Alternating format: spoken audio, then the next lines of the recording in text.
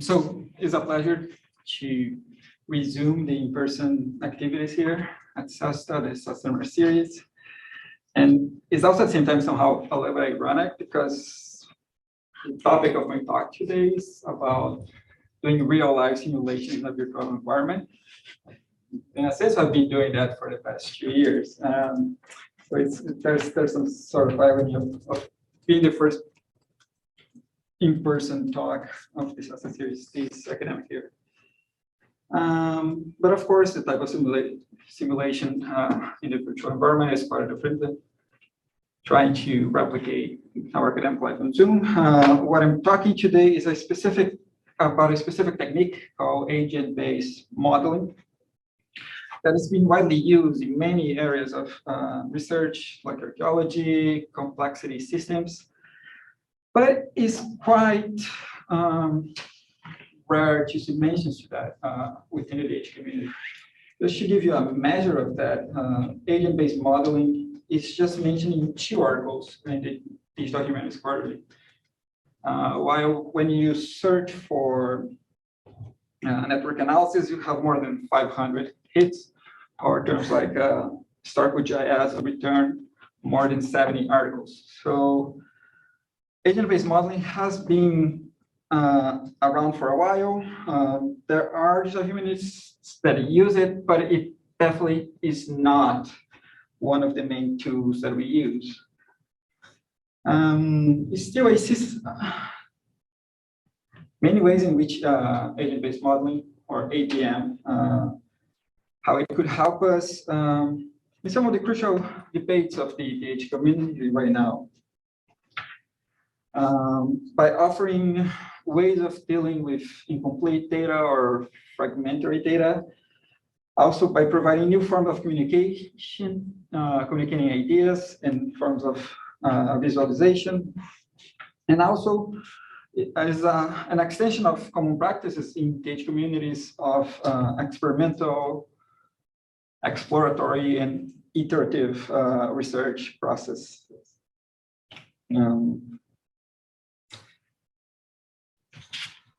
So part of the goal of my talk today is introduce ABM, but also not, I think ABM within the context of digital humanities. Different disciplines use for different purposes.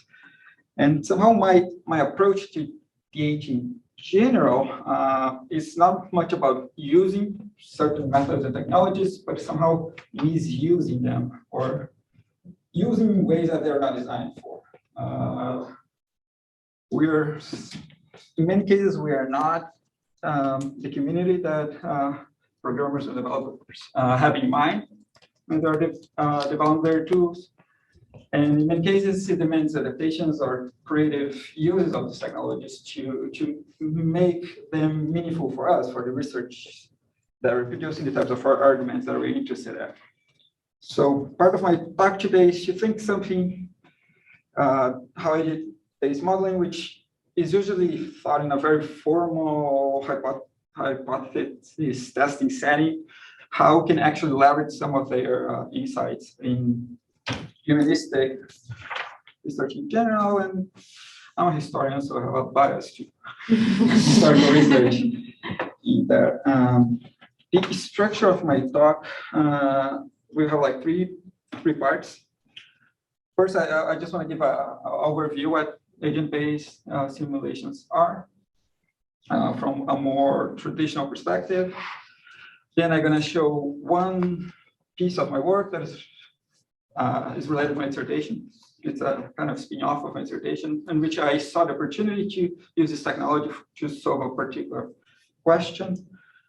And it's still pretty much a work in progress, but I think there's things that are worth discussing on how I set up the research, both the question and the method to solve it. And the idea towards the end, when I move to a conclusion, is try to step back and think more broadly how other historians could also, or humanists could use ABM in their researches. So let's first start talking about simulations and specifically ABM in a more general sense. And one of the ways of approaching not only the ABM, but even the idea of simulations is actually starting from a more common term that we all somehow work with, which are models. Of course, they came in different stuff in different disciplines, but in a very abstract sense, models are ways of representing crucial characteristics of a phenomenon, or of a system, or of a process. And they generally assume the form of a description of the relationships of things that constitute a larger system. If you think, for example, a more like formal term, one model could be how two variables are related to each other. How, for instance, we think how education and income or wages have a relationship among themselves. And there's ways, mathematical ways, statistical ways of modeling that relationship through regression, through several forms of means. And that's a model describing these relationships between these two variables. And traditional models like this tend to be static or describe the relationship in a static fashion. So by providing this set of rules that formalizes the system. Simulations are they are the next step of model building. You build a model that describes the systems and then try to simulate different scenarios in which that model could be applied. So you consider different parameters of your model that you can tweak and try to see how the model behaves. And simulations are particularly interesting for the case of agent-based modeling, because agent-based modeling are not about the model itself, but the interactions of the agents that are part of the model. And I'm going to explain a little bit how the model works. But but for now, I just want to start by saying there's an advantage of or there's opportunity in specific cases of using ABM in which the questions that are interested is not the relation between two variables, but how autonomous agents interact. And by interacting in this specific way, they produce systems that are more complex than themselves.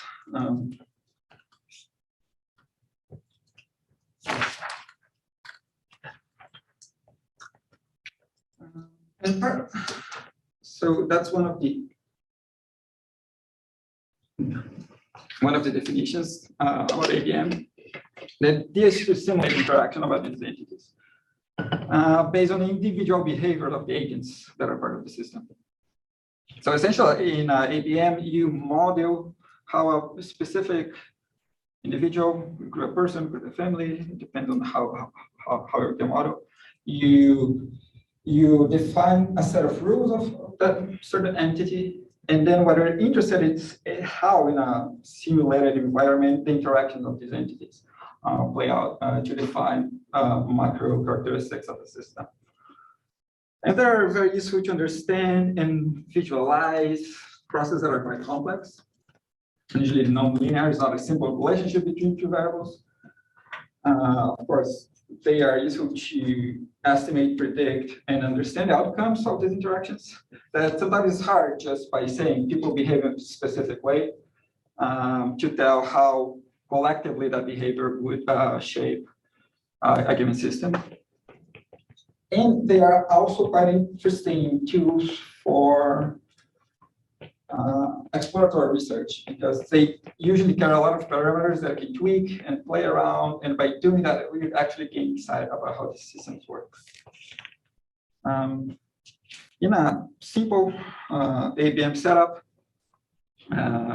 you have an environment, and in the image on the right, on the left, it's screenshot of the software called NetLogo, which is the most common software for ABM applications. And here on the big square, you have first an environment that is, in this case, is an abstract environment. It's a grid of cells that are composed by patches, which is one of the lingos of ABM. The red and the green small arrows there are the agents that are placed in this abstract space. Their color indicates some sort of characteristic of that particular agent. And here, this model defines two groups, the group of the blue and the group of the green. And which is not visible here, but you can look at the bottom, there's that logo code. You can code, use this language called logo, the behaviors of how these agents behave in this given space. This is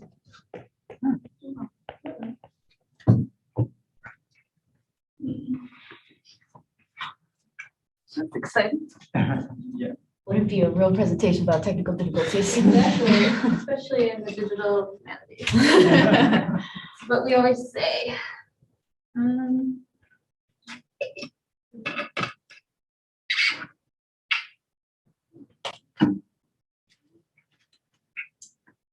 Hands off. Good. Camera is on.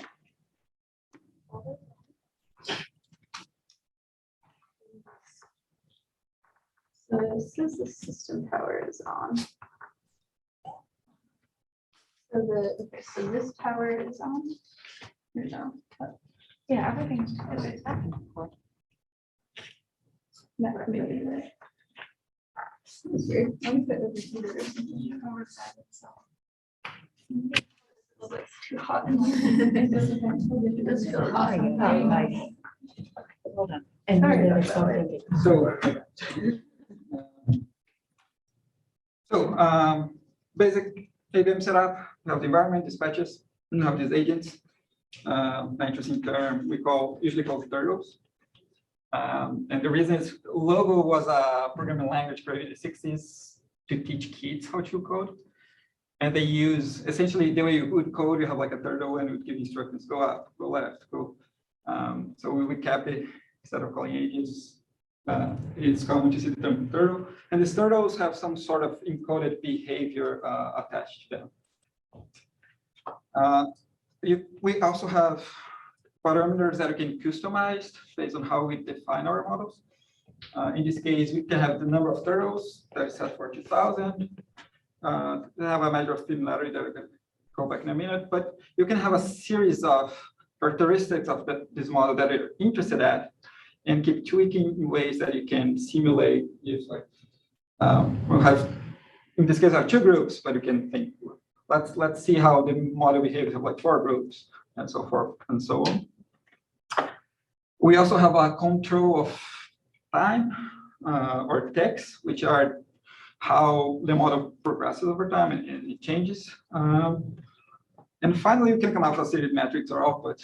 First, of course, the visualization is kind of, it's not essential, but it's very common to think about ABM through the visual process. But it can also come up with a series of metrics and other outputs from this model that could be analyzed later on. There's probably the most famous ABM model is derived from the research of economist Thomas Schelling. In the 60s and 70s, he created a model of racial segregation in neighborhoods in the US. And his idea was to model how neighborhoods become segregated, considering the individual decisions of the households, not by thinking larger frameworks or laws or social structures that produce segregation, but thinking how decisions that people make in their life, how that could lead to segregated cities in the US. The previous image was a segregation model, but there's a quite interesting visualization called the parable of the polygons. I like that visualization because I think it's a great inspiration for date work. It's a very engaging, storytelling, data-driven type of visualization that walks you through a very complex idea in a very interesting way. So I like to showcase that every time I get a chance. And here I want to show you just a simple setup of the Schelling's mode of segregation. And essentially you have two groups, the squares and the triangles. And the basic rule of this model is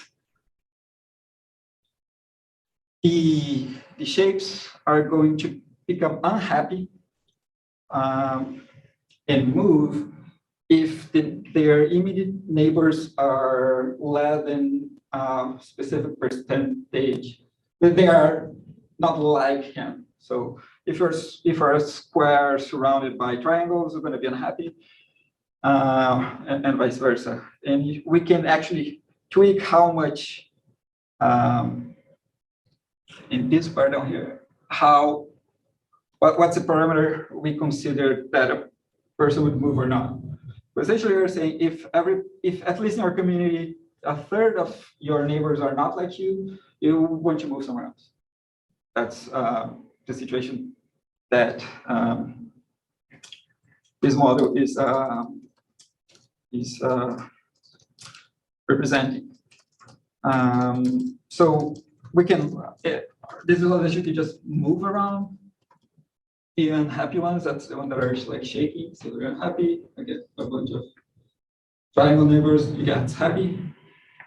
But it can actually run like on a larger scale. And it rearranges. And then we can see what's happening. What's happening, even if we think, which is a relatively low threshold for the individual decision, I just need 1/3 of my neighbors to be like myself, actually produce a quite segregated picture, which is the core of Thomas Schelling's argument is people tend to segregate, tend to look to people that are similar to them. And the ABM was the way conceived to represent and formalize this model over time. But this visualization is also interesting because it goes beyond the original idea of this model. First, it asks, okay, we have a segregated neighborhood. But what happens if you decrease? I don't need 1/3. I need 1/10 of my neighbors to like myself. So you would assume that you tend to be less segregated because you greater tolerance.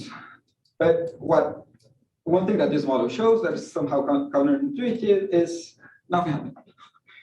Because once you have a segregated neighborhood, it's very hard you are in a state of equilibrium.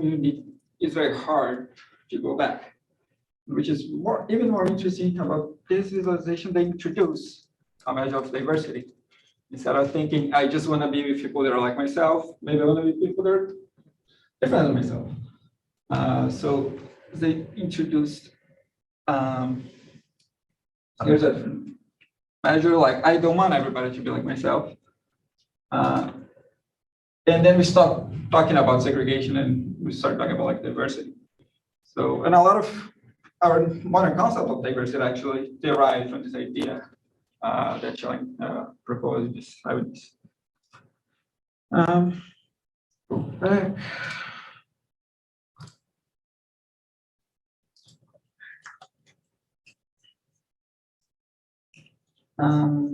So, and it's essentially, I'm less interested on the results of the model than the idea of actually modeling this kind of process. But what is interesting for me is that the outcomes are not the result of necessarily the behavior of the individual entities, the squares or the triangles. It's the result of how their neighbors behave as well. So sometimes we're just laying down and getting a neighbor. that will prompt you to have to move somewhere else because it violates the rule of happiness that the model is based upon. So this is a type of exercise that is very hard to do in a more linear model because it's the interaction of them that matters more than what they are by themselves. That's the basic idea of ABM, focus on interaction and use computation to produce a simulation with different parameters and then try to understand what's going on. What I'm gonna do now is try to think how, as humanists, we can use this idea in the research. And so how interesting, because I came to know ABM kind of by coincidence. I was in a conference and they gave a workshop on that. I didn't have anything to do. I sat down, but at the moment they start showing geocanonical works in my field, modern history, came to my mind because both works make claims about how the world works, how people behave, and then generalize that in ways. And like, wait, maybe that's an interesting case to use this model. In my dissertation, I'm interested in the expansion of the Portuguese colonization to the interior of Brazil during the 17th and the 18th century. If you look early in the 17th century, the Portuguese occupation is essentially coastal. 100 years later, the Portuguese discovered gold in the interior, and there's a process of moving the colonization westward. If you see the red arrow, that's the region I'm mostly interested about, is where is now São Paulo, which now is a gigantic metropolis, but back then was a fairly marginal and small city. And these two works that I mentioned before, they both made claims on how specific way that agents interacted with the environment through a particular type of farming technique called slash and burn, brought certain consequences to the colonization in a more broad sense. And that's what I'm trying to investigate here. The first of these historians that's a very important Brazilian historian called Sérgio Buarque de Holanda. That's him with his son, who is a very famous musician. If you know anything about Brazilian music, you probably know who he is. And Sérgio Buarque de Holanda was trying to explain the expansion of the urban network that happens around São Paulo during the 17th and 18th century. And he argued that slash and burn, which is an itinerant mode of agriculture, promoted the mobility of colonists in the interior, and by consequence made them expand the urban network because farming was an itinerant farming. They would have to move further and further inland and eventually create new towns and cities that would consolidate Portuguese presence on those places. This visualization on the left is just the creation of these towns. That's kind of the process that Sérgio Buarque de Holanda is trying to explain through the idea of slash and burn. Another work, more recent, it's probably the book that defined the field of environmental history in Latin America. It's entitled With Product and Firebrand, and it's authored by Warren D. That takes the environmental approach, arguing that the Portuguese colonization of Brazil and the adoption of slash and burn techniques, which are indigenous techniques that actually the colonies adopt when they occupy Brazil, led to escalation of the rate of deforestation of the forest. So he makes an argument about the scale of the process. That's slash and burn always existed, but given the conditions of colonization, the impact on the environment increased. And so we have two two arguments about the same kind of farming technique. And both make generalizations or more technical way you can say predictions on how that behavior would lead to bigger impact in society. I just want to, and my idea was that's a quite interesting setting to use ABM. One thing that happens, sources are not that easy when it comes to 17th century Brazil.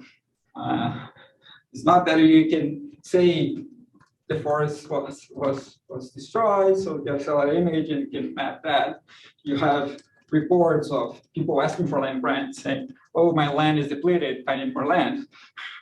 Or you have travelers who have been there once and just describe how the scenery is. So it's of course, both works are extremely good works, but it's hard to have the sense of the scale and actually make these consequences, analyze them in a tangible way. And that's what I've been trying to do with agent-based modeling here. I just want to give a quick overview on how this lesson learned works, because that's the essence of the model that I'm creating. So this lesson learned culture is still practiced for the world. It's very common, particular in tropical regions, and especially on rainforests, so they're dense. And they are usually they set in poor soils. One thing about rainforests, all the organic matter are above ground in the vegetation and the trunks, and the soils are poor and very thin. So just cutting down the trees essentially brings a problem that they won't be very productive. So slash and burn technique is a way of bringing part of this organic matter in form of ashes to the ground, which fertilizes the soil. Also, especially in a setting which is like a frontier economy, labor is scarce. So you reduce the cost of labor, of clearing the terrain, of chopping down trees. You also reduce the cost of weeding and clearing invasive species that might be in the land, and makes planting very easy. The way they would plant after preparing the soil through using the slash and burn method, essentially you have a digging stick, you make a hole and you drop the seed. That's all the labor requirements for actually planting. So there's a quite interesting, quite strong incentive for a very small community in the edges of the Portuguese Empire with labor is scarce and costly, essentially indigenous slave labor that never settled down pretty well. There's always conflict around that. So Luxembourg became the solution to a sort of problem of these colonies trying to settle in this frontier. And another actually interesting reason is, especially the first colonies weren't peasants who were familiar with planting and using plow. They were usually exiles who committed a crime, or adventurers, or interlopers that, for some idiosyncratic reason, found their way to Brazil. And by enslaving part of the indigenous population, they just incorporated their methods. Of course, to a great extent, are indigenous peoples that are actually planting and practicing slash and burn. But at this point, you might figure how, when I was in that workshop, how like this light bulb came on mind is because what I describe is the individual behavior of how people plant. They go chop lot, they plant, they stay there for a few years. So I forgot to mention that, which is the important part of the model, is they go, they burn, fertilize the soil, plant for a few seasons, 3 or 4 usually. There's no increment of organic matter to the soil, so fertility rates drop very sharply. and very quickly. Labor costs increase a lot because you have like weightings and so it's much easier to move on, seek a new lot of lush vegetation and restart this process over. And that represents the individual behavior that both Serge Bartolanda and Warren described of these colonies. But each of them actually gave different predictions or suggested different consequences of the adoption of slash and burn. For Serge Bartolanda, is related to mobility. Because they were forced to move in search of new plots of land, they would eventually be very far from their hometowns, and they would create new settlements. And by doing so, they would actually divide their household and extended family to the new settlements, which would create a model of territorial expansion that is essentially, it extends itself over space, but there's no significant demographic growth. It's not the population that's getting bigger, so we need to acquire more land. And that would explain these small towns that start popping up around São Paulo during the 17th century. Or Guarani, as I mentioned before, the issue is deforestation and how more predatory, market-oriented practices, farming carried out by colonists increase the pressure of the land and increase the rate of the destruction of the Atlantic forest. Again, these sources are scarce in both cases, especially in Warren's case. It's not only sources are scarce, but it's very hard to measure the actual scale of deforestation, because what we're describing here is a system that is dynamic. Once you abandon your plot of land, forest is going to regrow. It's going to take 20, 30 years, sometimes 40 years. But there's a dynamic system here. And then for me, it becomes like the perfect way of situation for applying ABM, because you have very complex systems, which is based in interaction, less between agents and more between turtles and patches, the agents and the environment. Agents influence each other just by reducing options where they could go. But the interactions between how agents change the environment and the change environment prompts agents to move again. And then in this workshop, I just came for the let's try to simulate it. My first attempt was using that logo. I had these two brilliant research assistants that work here at SASTA with me, 2019, 2020, if I'm mistaken. Isabella Rodriguez, she started just a model on that logo. We had like 6 or 7 versions, incrementally improving the model. Then we run into a problem. That logo can be tricky when you have large data sets. And I was actually having a map. But in a logo, so it would be like very slow. Every like tick or passage of time would take like a few minutes to process. So I decided to move to Python code, automated Python code using this tutor notebook. And essentially, it's in different ways I'm trying to simulate this process. And I'm really grateful for the help of both Isabella and even Keith helping me setting that up. So how my model works? Essentially, you have agents that are households. They are associated to a hometown and a plot of land. This plot of land collectively, they compose the environment. The environment is not the abstract environment like the Schelling's model. It's actually a depart from georeferenced data. I use elevation models to calculate slope. And what I essentially do, I remove everything that is too slopey for agriculture. So we have a more refined idea of what space is.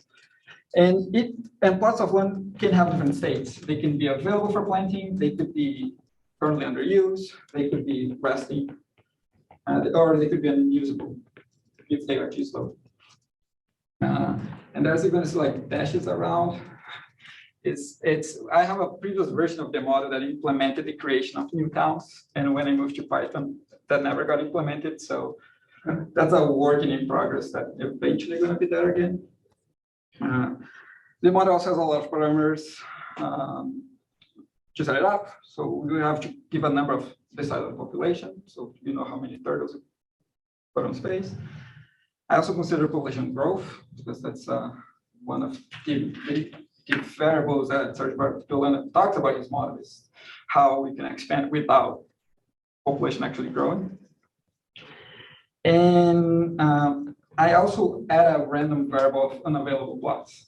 I'm making a very general assumption that everything that is not slopey you can plan on. So I'm using more statistical artifact here to constrain some, to test if can constrain has less available land, how the model would behave. And the rules of mobility here are quite simple. Every tick, every passage of time, there's a countdown for all the land that is either under use or resting. And when they get to 0, they change status. So if you are in a plot of land that has been used, that's going to initiate between 3 or 4 years. After 3 or 4 years, it goes to 0. It's going to move to a status of being resting. And the household that is occupying that particular plot needs to find the nearest plot that is available. Nearest relative to his hometown. So like, what's the piece of land that is closer to my house that I can put my hands on? The same goes as for following and resting. It's a longer process that averages 30 years. After 30 years, our land become available again. So it's not that they're going to always move eastward and just with a trail of destruction, but there's this process of regenerating forests that might be reused, but in a larger number of states. And the other model that that's not the one I'm going to show you later. When beyond a certain threshold, we would create a new town, and people that are around would be assigned to the new town, and then you have some more dynamic model the first tests I did actually were pretty consistent with that map of the distribution of the cities that I showed before. The problem, it takes like 2 days to like 100 years of the model because it's not coded the most efficient way. But that's the direction I'm going next. And for this, I'm not thoroughly interested on the results because there's a lot of stuff that I need to do, but I want to show 3 simulations, 3 scenarios that I did.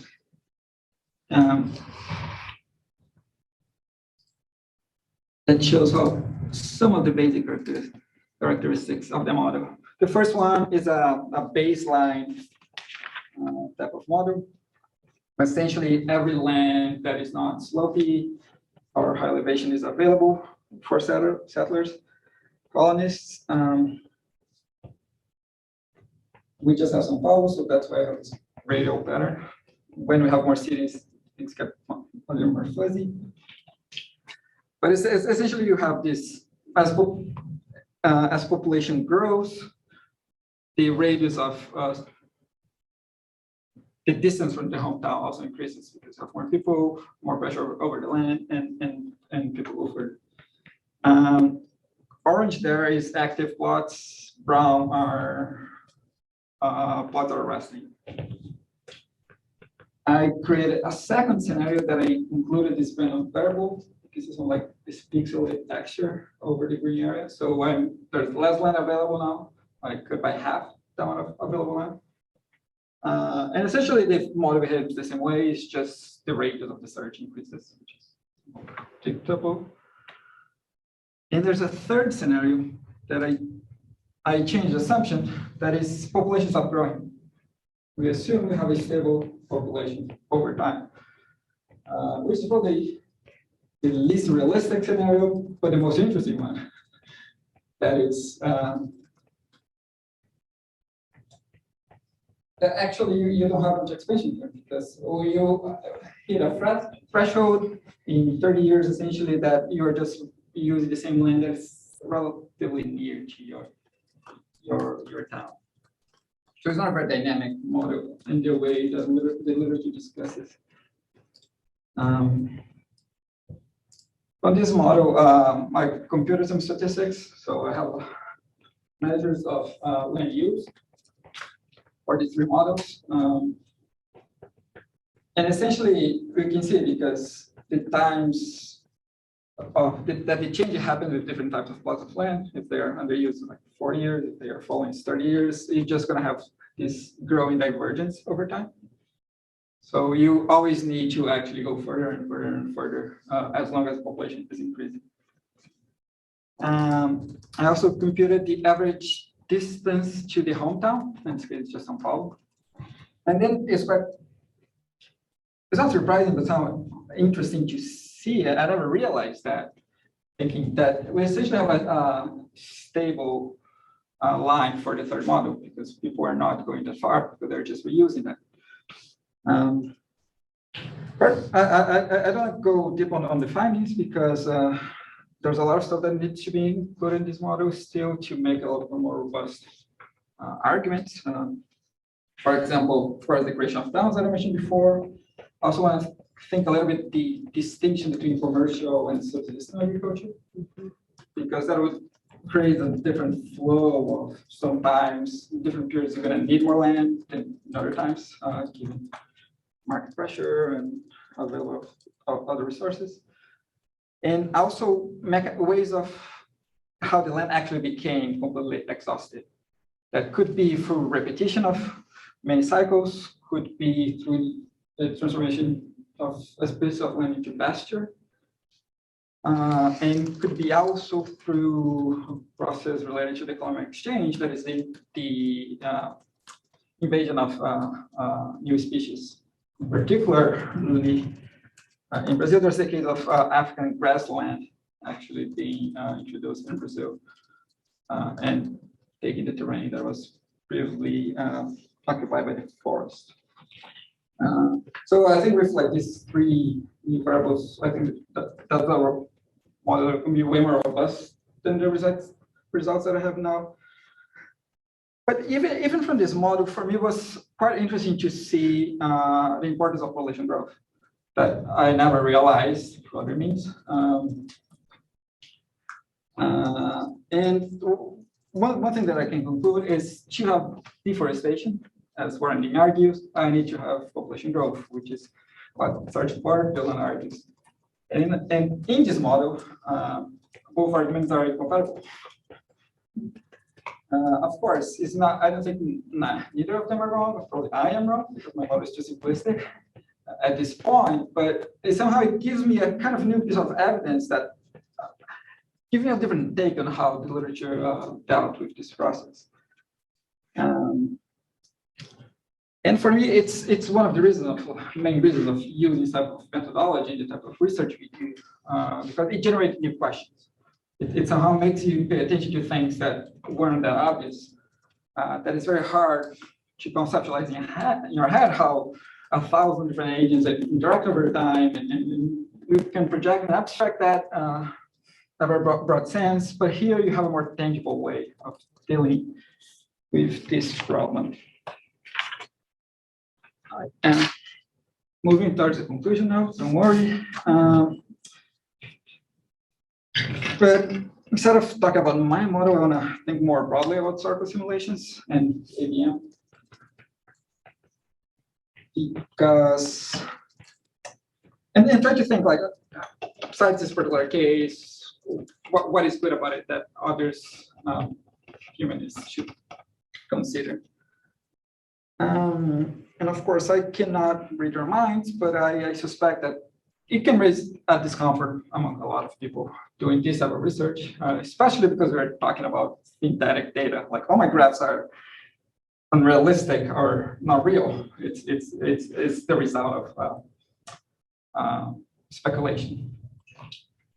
And there's one of the two articles that talks about agent-based simulation on the HQ journal actually has a nice take on this problem. And I want to quote you. Because somehow summarize the dilemma of few simulations. And according to Michael Gavin, when confronted by historical simulation, scholars first notice their unusual ontological commitments. A computer model of social life creates a simulated world and then subjects that world to analysis. On the surface, computational modeling has many of the trappings of science, but at their core, simulations seem like elaborate fictions, the epistemological opposite of science or history. Historical simulation thus straddles two very different scholarly practices. On the one hand, are the generally accepted practice of empirical research, which look to the archive for evidence and then generalize based on that evidence. On the other hand, is the new and in many ways idiosyncratic practice of simulation, which thinks in the opposite direction. ABM begins with a theory about a real system, then creates a functional replica of that system. And so essentially, humanistic parts from artifacts that are produced in the real world to understand the peoples, societies, and cultures that produce those artifacts, being written documents, being archaeological evidence, being art. So therefore, analyzing made-up words and synthetic data seem to be a strange methodological move. But I think there's some beliefs why that could be useful. And the first one, somehow you can take from some of the language I'm using this talk that is more social sciencey. That is, I think first there's a validity on hypothesis testing. We can make claims, and if we can formalize this claim, then test this claims, why not?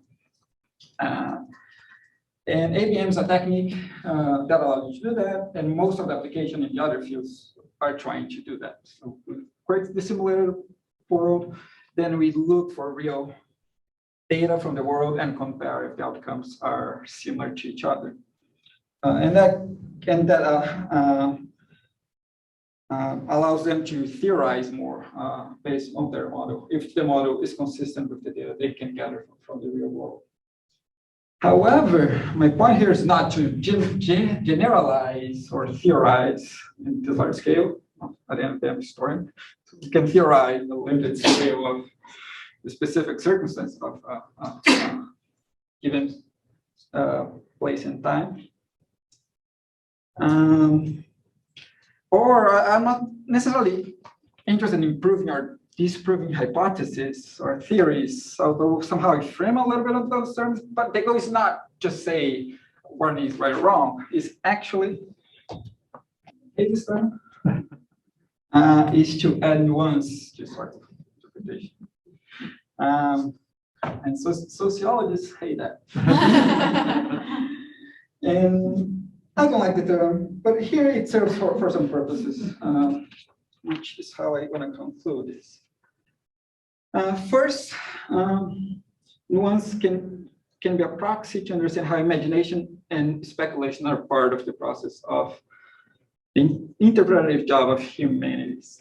We extrapolate from the evidence that we amass in archives, libraries, and digital repositories, and when ABM is used in a certain way, it could offer a controlled and systematic way of extrapolating from our sources.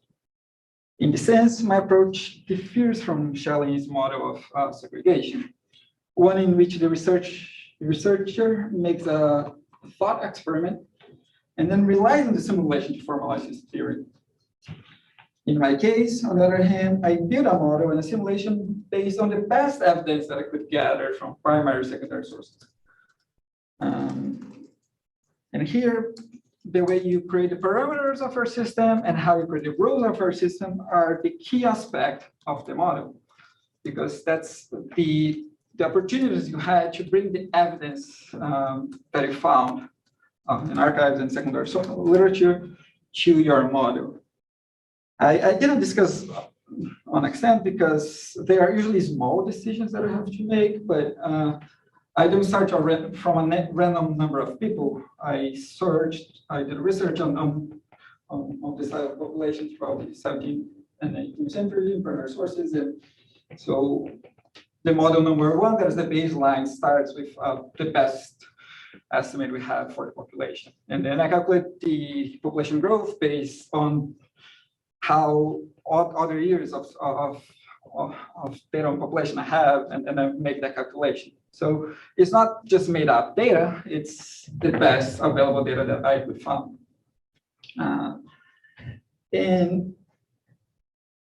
And for me, that creates what I call a controlled speculation. Somehow we have speculated in imaginary is part of the work, but it gives a playground and a controlled way of doing that. Certainly, there's ways of tweaking simulation that are not necessarily based on primary evidence. And the example is how I included that random unused land, which is a made-up number. It's completely arbitrary. But that's somehow speaks to a lot of the way we work as humanists, because that's a part of the iterative process of doing research. Although when you publish an article, this is the model. Rarely your research process is, I have the model, it worked, let's move on. It's you build a model, you try, it doesn't work, you try to understand why it didn't work, get more data, change things here and there. So ABM is quite, that's how you actually you apply these techniques. So I think it's a very conducive way of having exploration and iterative cycles in our research design. And it relates to the fact that we can play, tinker, toy with, unpack our evidence in this kind of virtual environment. And when I think about it, I actually remember the last time I participated in a SESTA even was on the critical data practices, and we're talking about data scarcity. And part of my point is we should focus less on the data we don't have, and try to think more what we can do, what we have. So how to be productive with little, and being concerned with the gaps of things that we don't have. And somehow that's one of my responses to my own view. And I think at the end of the day, it ends up refining the understanding our objects of research, because it amplifies how much you can do with the same type of evidence. And I think my example, which is still very simple, of how population growth is a major part of the story of the territorial expansion / deforestation, how it's something that is hard to grasp in different ways. A third way that nuance can be understood here is also related to the scale of the historical process, which in cases like environmental history are essential. One can argue that, of course, burning a plot of forest, it leads to deforestation, but as evidenced by the Warren Dean's book subtitle, which is about the destruction of the forest, it's not the action of one person burning forest. It's this multitude of agents behaving that certain way. And ABM is essentially made for that, to understand this large-scale process based on this simple individual behavior. And finally, which also aligns with a lot of the ethos of the age, visualizations are central. You can make simulations that Hans just runs in the background, but usually you have some visual aid that helps you understand what's going on. And to conclude my talk, I I want to leave you with another idea that I took from the work of Michael Gavin, this presentation I mentioned before, when he's talking about models and simulations and quantifications in general, is part of the concern of historians and humanists of using these methods is because they consider that they're trying to replicate the real world in a digital medium.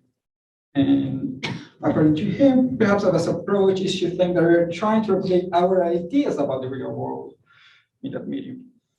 So there's no, we're not trying to make the most complex model that's going to approximate the real world in the best possible way. We are using a methodological device to solidify our ideas, our mental models that we do as we write about a given problem. So it's less about replicating the real world, but giving a form and a language and a shape and a visualization to a set of ideas that I have about that world. So thank you for your attention, and I hope you didn't get too much to get discomfort with. This weird method wasn't too big. I'm happy to answer questions and just hear your thoughts if you think that could be useful in different cases. Thank you.